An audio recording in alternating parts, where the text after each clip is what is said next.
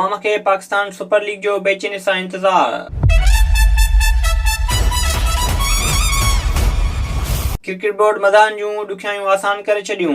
पाकिस्तान में क्रिकेट सां चाह रखंदड़नि लाइ हिक ॿी ख़ुशख़बरी अची वई।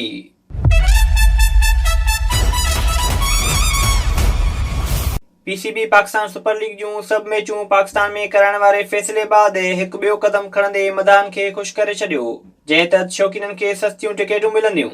पाकिस्तान सुपर लीग गुज़िरियल समूरनि एडिशन में टिकेटुनि जा अघ लॻभॻि घणा ई रखिया हुआ, जंहिं ते अवाम बोर्ड खां अघ घटाइण जो मुतालबो कयो हो। पाकिस्तान सुपर लीग जे 5 एडिशन जे शेड्यूल तहत लीग जी शुरूआति 20 फरवरी ते कोयटा ग्लैडिएटर्स ऐं इस्लामाबाद यूनाइटेड विच में मैच सां थींदी।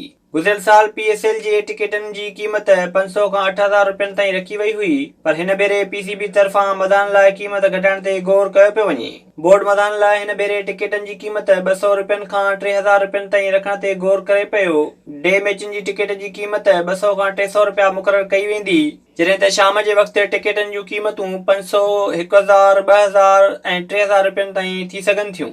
पहिरियों भेरो पीएसएल जा मुकमल मुक़ाबला पाकिस्तान में थी रहिया आहिनि। गुज़िरियल सीज़न जे तजुर्बनि खे नज़र में रखंदे हिन साल स्टेडियम भरणु पीसीबी लाइ वॾो चैलेंज आहे। ॾिसिजे त अहिड़े क़दम सां शौक़ीन केतिरे अंग में स्टेडियम जो रुख़ कनि था।